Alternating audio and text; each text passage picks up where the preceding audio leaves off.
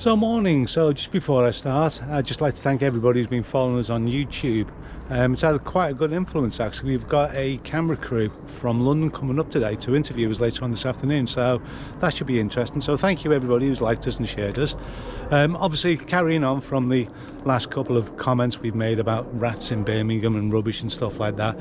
I mean, as you can tell from the street, still hasn't improved.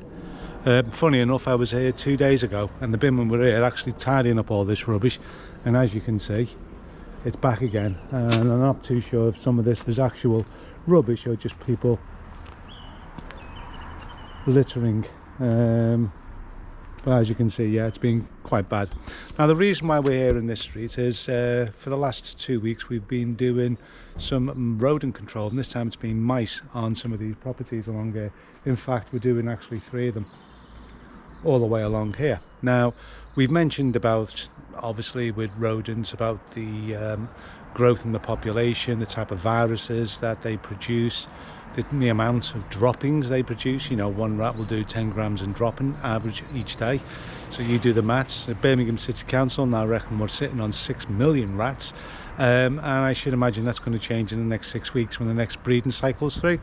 So if we've got 3 million breeding couples, which is the 6 million, and each of them produce 7 to 9 rats, say on average 5, so that means 15 million.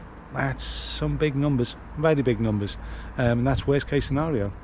But as you can see, unless things improve, them numbers are going to increase. But what we haven't mentioned is the fact that actually mice are increasing as well.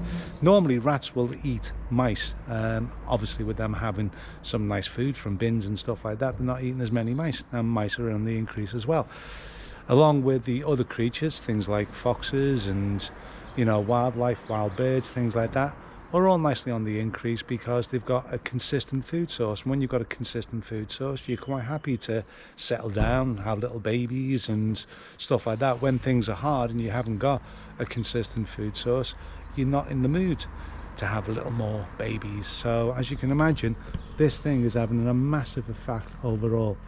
And I've just looking up this street, you can just see the reasons why. It is absolutely horrendous. So with mice, we actually do something similar to we do with rats, except where we don't use the 20 gram bait boxes, we use the 10 gram natural bait. We put them inside little boxes. Basically, if you remember the boxes from the 1980s when you used to get McDonald's, it was like a cardboard with a bit of a lamination inside them. That's what we actually use to do for the mice. So let me just take you back to the van and I'll just show you what one of them looks like. Now we'll scatter them all around the properties, and at the same time we'll also do the loft as well. The reason why we do the loft, as you can see, these are all tenant buildings, which means that you've got a single joist that goes all the way along supporting the roof that goes between building. Now with the joist going on the bricks, they don't mortar in the bricks.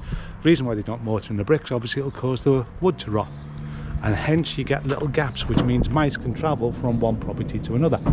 So this is a box that I was talking about that we use for mice, and inside that we've got a 10 gram